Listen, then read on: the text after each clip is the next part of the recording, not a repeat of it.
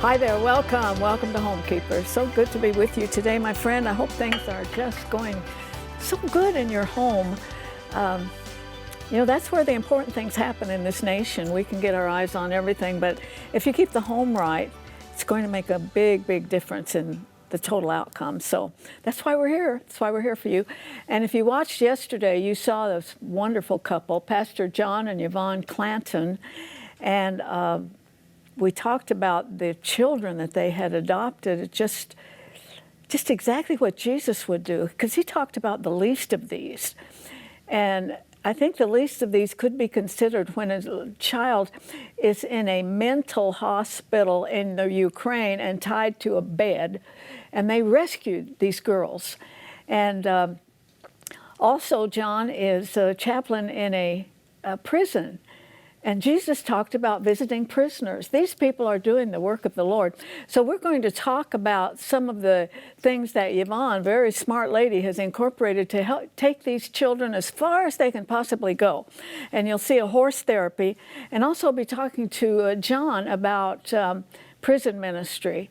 I'm telling you, God can really move in a prison and totally change lives. And I think we need to remember that. And God bless all of you Christians out there who visit the prisons. I've been in prisons myself, maximum security and all. And there's a great harvest in there. Before I joined, I want to tell you what we're going to fix with when I joined Stephanie. Classic chicken and rice soup. That's just the bottom line, and we'll put it all together, and that with a good grilled cheese sandwich, the best, okay? Before I join her, I want to remind you, we are viewer supported. Thank you for every penny you send in. Sometimes I just see things that I know God has laid it on your heart to support this ministry, and you have no idea how really special that is to all of us. Thank you so much. You can write to us. That address is on your screen. It's box 6922, Clearwater, Florida 33758. Or a lot of you like to use your credit card or your debit card, and you can use that when you call 1-800-229-0059. And I wish I knew how to really let you know how much I'm thankful, but please believe me, okay? And here I am with... We kind of match. We're kind of match, yes. Nothing like soup. I don't know who invented it, but it's sure got a lot of good uses. So easy to make soup at home. So simple. I make chicken noodle soup all the time. It's easier than you think. I make a lot of vegetable soup at home. Okay, yes, you go. We know about your baby jars. So we have carrots, celery, onions. Quarter cup, half a cup of carrots, half a cup of celery, quarter cup of onions. I have some oil in the pan. The pan is hot. The Trinity, that's what this is called, the Trinity. Okay. So we're just going to start sauteing those up. We have a half a pound of chicken breast. We have 4 cups of chicken broth. We have some fresh rosemary. There's no right and wrong with soup, is there? No, you can do whatever you want. It's your house. There's no rules. No rule. No rules at my house. Make what you want. So I'm just going to saute this for a little bit. You're going to just chop a little bit more of the rosemary. Yes, rosemary. I think Susan did. Rosemary. She needs a vacation for sure. I'm a little stressed. My eye is twitching. You might catch it on camera. Does anybody know what causes a twitch? Stress. Oh. Yes. Slightly stressed. My eye is twitching. I better be careful. The girl is stressed. I might be in danger. You do the knife. I'll do the spoon. No? Okay. Okay, so we already cooked the rice. I think the recipe calls that you can put it in and cook it in it, but we need to hurry. So, and the chicken breast, easy recipe to have leftover chicken breast. Make some soup. Exactly, yes. I tend to start out with beef more than when I do soup than chicken. Yes, you do. She eats soup a lot at work. Well, it's easy. It's easier when you have them frozen, jars of soup frozen, than to fix a sandwich before you come. Yes, so when my husband goes to hunt camp, I've talked about this before, I make a big batch of taco soup in the crock pot, and then I just eat on it all week, and I don't have to cook. Yep.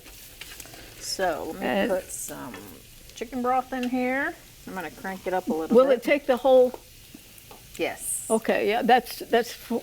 I learned a lesson here. 32 if you do ounces. it this way, it doesn't gurgle. Did you see that? Did you see that?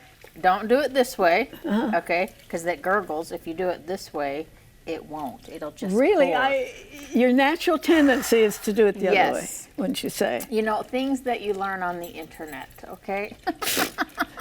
Homekeeper special. Yeah, so I have this cranked up. I'm gonna put, it calls for only pepper. We're putting salt and pepper because this is reduced sodium chicken broth. And it's going to need some flavor. So we'll do a little bit of salt, a little bit of Do you pepper. want the rosemary? And rosemary, which is gonna add that extra little taste. Yes, that I've you never really thought of putting want. rosemary in soup. Have you? No, you know what I put in my chicken noodle is oregano and basil. Oh, yeah. So that adds, so you want that extra little taste.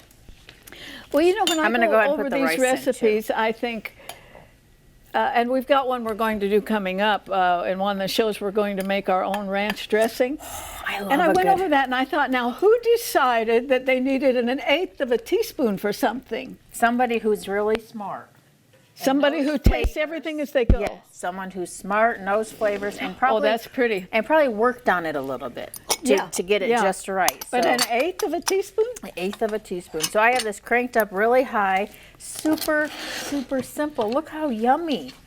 Yes, and you really need to let it just schmooze a while to mix all those good Now flavors. you could even do this with cauliflower rice Mm-hmm. and take the carbs out. Yes, ma'am. It would I be hadn't thought of delicious that, but that's because very then true. you have the chicken broth and everything to flavor the cauliflower. But I'm telling you, there's no rules on soup. No rules. It's whatever you've got left over, really. That's shelf cooking. Find what you have, whip it up. You, So good. You ought to write a book on that. Yes, well, somebody Use what already you has. have. Use what you have. Okay, I'm just heating it up a little bit. I don't Yeah. want to eat cold soup. Well, So good. It's steaming a little bit. Yeah, and you know, it's summer here in Florida right now, which isn't typically soup weather, but No. you have it every day. But if you come fall and winter, watch out. Lots Right. of soups and chilies and That's kind of what makes life interesting, too, when there are certain Seasons. foods that you use. yeah. At I never certain make times of the chili. year. I never make chili in the summer. I only Yeah. make chili. Can I reach across here? Thank you. I only make chili in the winter. So it's good, isn't it? I can tell. Boy, that little dab of rosemary. That is good. That's delicious. Yeah, I was really wondering about this because there's just nothing. Oh, that's good. You want that And one. Susan was right. It needs a little more salt. That is good A soup. little more, but it's delicious. So good. And we highly recommend it. It's called Classic Chicken and Rice Soup. The information's coming up on your screen. And you can get the recipe absolutely free. Just take it the way you want it. And after that, you will hear a conversation I had with the Clantons. And boy, I couldn't be more impressed with that family. And what an illustration they are for the body of Christ. So stay right there. If you would like a copy of today's recipe, you may receive it by contacting us through social media as listed on the screen. When requesting a copy through the mail, be sure to include a self-addressed stamped envelope. Thank you, and please know we always appreciate hearing from our viewers.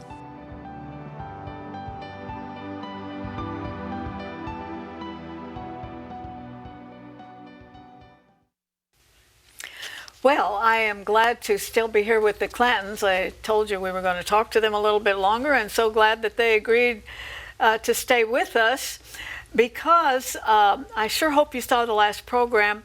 They have 2 natural children, and then they've adopted 3 with very, very severe limitations and disabilities.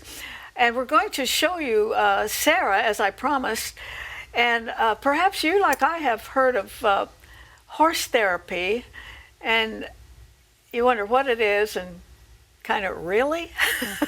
Did you think like that? And so thanks for staying. But at some point you decided that Sarah could benefit from this after you learned about it. Can you educate us a little bit on horse therapy? So when we adopted her at 5, she could not even hold herself up. But we took her to all the specialists. They said there was nothing wrong. She didn't have cerebral palsy or anything. So we began all kinds of therapy. Everything you can think of, we tried. Gait trainers, walkers, everything under the sun. So at some point, about 3 years ago, I had heard of horse therapy, and I called this one particular place that was featured. And I said, listen, I've tried everything. The doctors have told me there's nothing wrong with my daughter, but she does not know what to do with her legs because she's blind, she's mentally delayed, and for the first 5 years of her life, she was in a mental institution in Ukraine, most of the time tied to bed. That's kind of 3 strikes right yes, there. Yes. And so she couldn't see what we did with our legs. And so she would try, as she had gotten stronger, to walk, but she would cross. And if you gave her something to hold on to, that all she did was hold on to it to hold her weight up. So her upper arms and her upper body had great strength, but her legs didn't. So because she didn't have cerebral palsy or anything to limit her in that sense, I just thought, well, I'll try it. But I was determined. That's the last thing. I had driven all over Florida, literally taking her to different places, having therapists come in, doing like cast on her leg, anything we thought that could, maybe this will help, because the doctor really said, I don't know what the blank is wrong with her. He's like, it doesn't make any sense to me. MRI was normal. So anyhow, I called this lady and I said, you're our last hope. And she was, later she told me a little bit of pressure there. But so we took him out to the farm, and the first day, he's 17 now, he carried her over his shoulder out to the barn because we couldn't get the wheelchair out there. And so they were kind of taken back by how we showed up. But from almost the first week, she began to respond. Yes, and we'll show you Sarah and this experience. This is a video. It's just a few minutes. But as I watched it, I thought I'd like for the viewers to really know this and be educated a little bit. And what they say, a picture's worth 1,000 words. And so we're going to show you Sarah in this horse therapy. And also I was greatly touched by the kindness of these therapists that walk alongside. I could feel the presence of the Lord in those ladies. I'm not kidding. So be educated along with me, because I found this very, very fascinating. Take a look.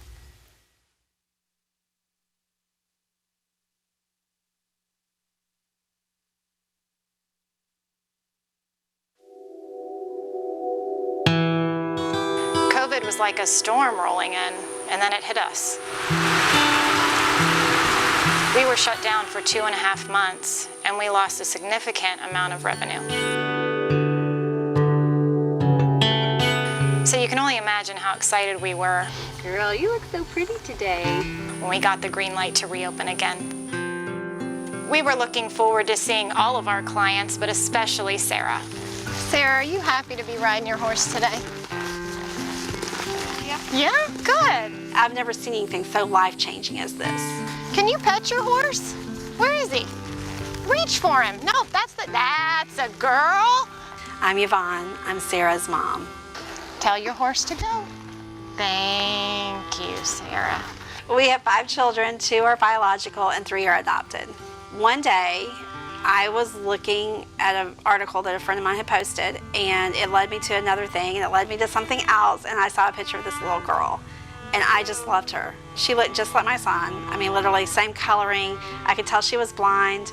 She was I just loved her. We did it very quickly. In 4 months, we were in Ukraine to pick her up and go through court there. I started crying just walking across the courtyard. And then when we walked into this awful, dirty, smelly place, and they had her sitting in this little wheelchair, and I just melted. I mean, it was just like, I just knew I'd met my daughter for the first time, and she'd be with me the rest of her life. She was very malnourished. She had scabies from head to toe. We didn't know what it was. Physically, she was in a really bad shape, but she was so sweet. There was just something about her little heart that just, even though she's nonverbal and she's blind, she just reached out and connected with us so quickly.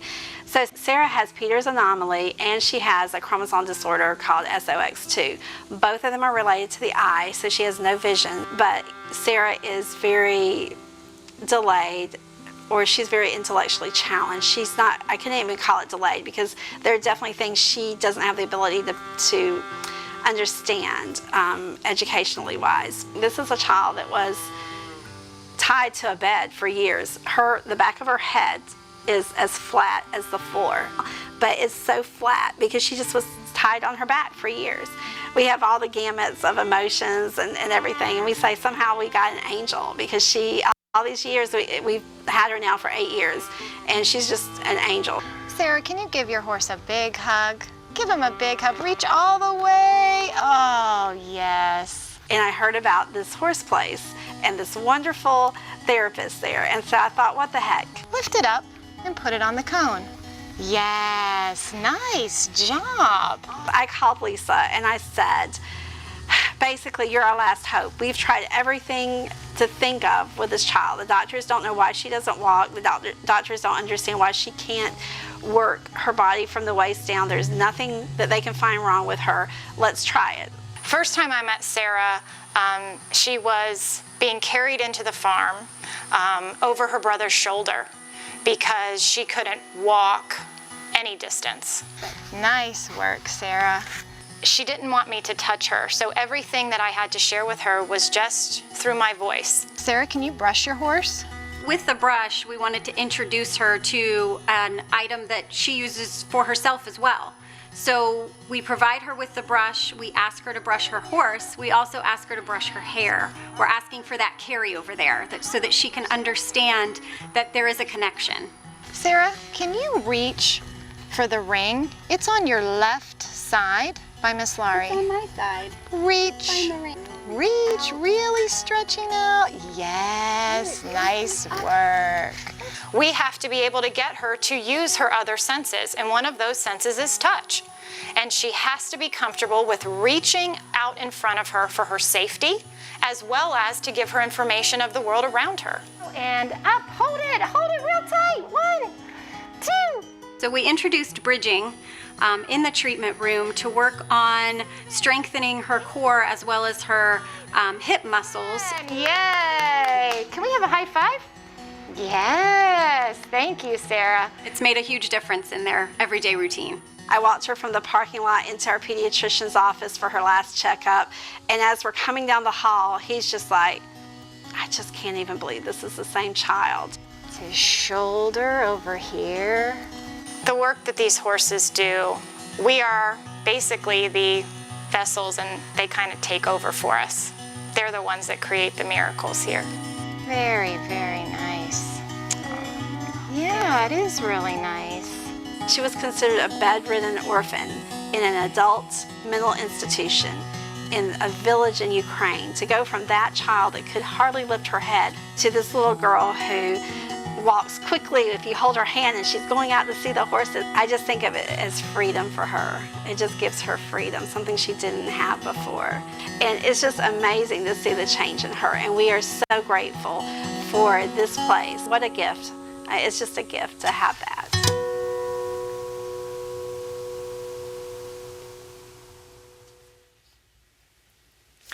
And what you were seeing there was a girl kind of learning to walk, and you say she's walking a whole lot better now. Yes, that was almost a year ago.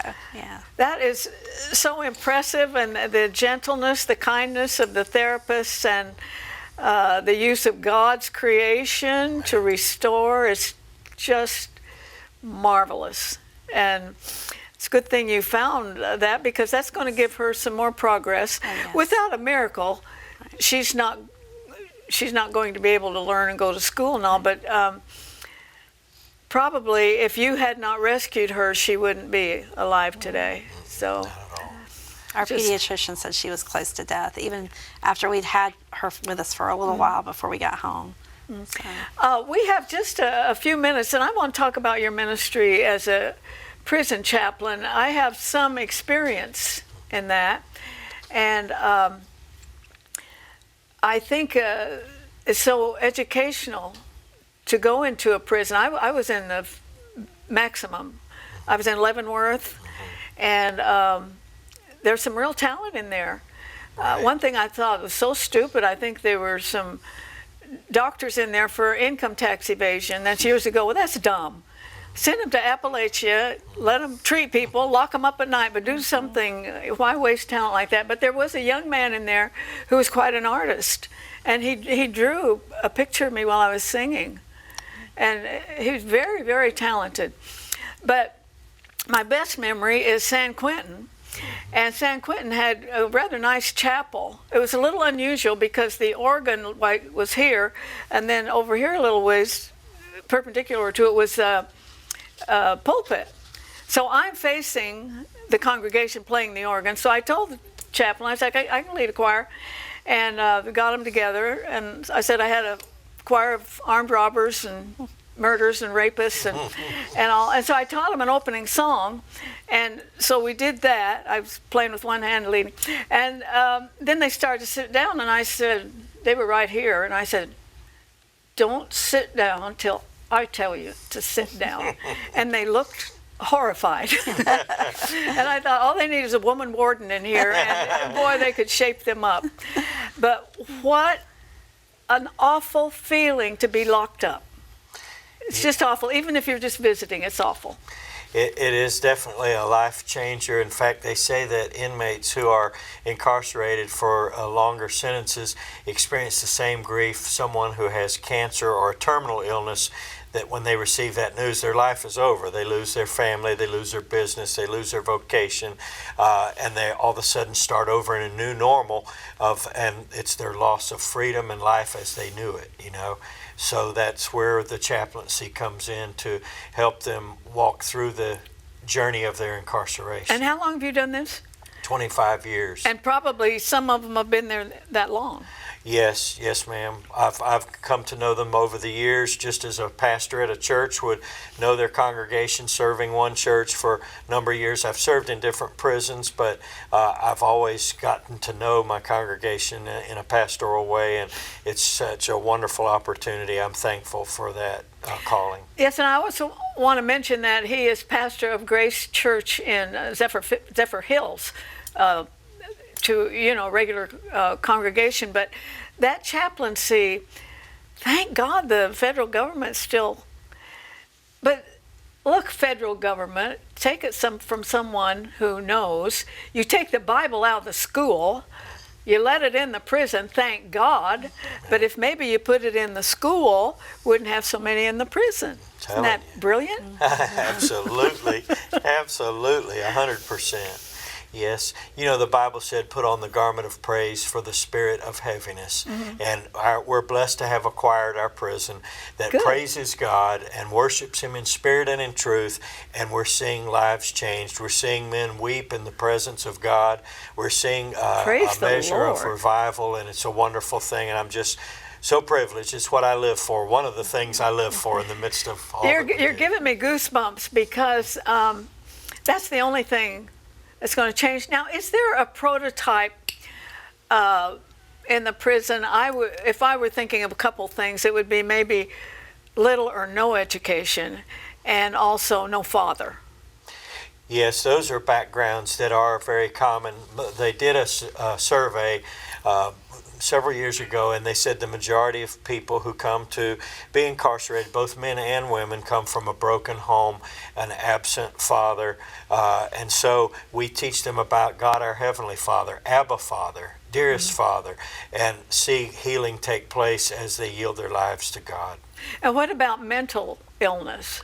Yes, ma'am, that comes along with the history of drug abuse many times, and there are cycles in family. You do see it through the family unit as a whole, and so schizophrenia can be a common trait for certain drugs that are abused, and that is also prevalent. Yes, ma'am. When you probably have some of them in your prison congregation for a long time. Do you have lifers there? Yes, we do. We have a mixture. We have some that are going home and are being released, going to work release, or being released just right from the front gate of that prison, having served their entire sentence. And then we also have some that are life sentence as well. Yes, ma'am. What do you really see? I don't know. I think you have the perfect personality for that kind of ministry. I do. I would think some of the younger ones would almost look at you as a father figure. Have you been with some of them long enough, and then when they leave, they're really totally changed and ready to be on the outside? Yes, ma'am. We have a seminary that we operate in the prison that I'm currently at. Lord, yeah. And we have them graduate. We have the warden allows their family to come see their graduation. And we have seen one man in particular became a pastor of a church after he got out of prison and pastors the church not far from the prison, and lets the people at the work release center are allowed to come to his church that he pastors, and he used to be an inmate right at the same place they were at. So it's beautiful. Jesus is wonderful, and he's the answer. It is. It is just wonderful, and I want to thank you for coming. I just think you illustrate so many things about the kingdom of God, real life, in flesh representation, and I appreciate you coming on, and I know a lot of viewers do. The program yesterday and today, I really feel that a lot of people have been educated on so many levels, and I thank you for coming over. Praise God. God Thank bless you for having us. Yes. You stay with me. I'll be back just a couple minutes.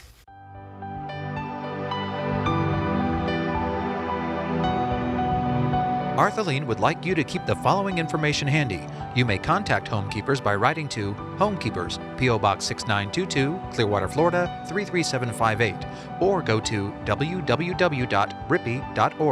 Remember, we always enjoy hearing from our viewers, and we thank you for your support.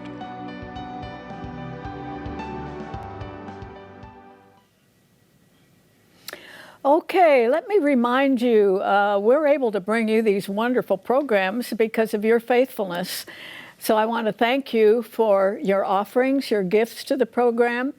I think that these last two programs have been absolutely priceless, that we could actually meet a couple who's truly, truly doing the work of the Lord. So thank you in advance. The 800 number is there, and also the address. Give any way that is convenient for you, and let me thank you in advance. I have a feeling that your heart has been touched like mine as we've seen a couple who is really, really doing the work of the Lord. You know, when the question comes up, what would Jesus do? We've seen it. We've seen it the last 2 days. Remember the Clantons, Jon and Yvonne. Put them on your prayer list. You notice they're very, very joyful in what they're doing. And that's what happens when you really serve the Lord, do what He's called you to do. And also, my own experience in prisons gives me a special burden for that. Those people who need the Lord. And these wonderful people are ministering and raising the least of these. That's how this would be called in this society. And also those who are behind bars. Some of them never had a real opportunity in life at all. I'm so glad to showcase this for you. I hope that you will pray for them, and I also hope you'll join me next time, remembering there's no higher calling than that of a homekeeper. God bless you. If you should miss a Homekeepers program, you can catch up by going to www.ctnonline.com. Click on CTN Programs and then on Homekeepers.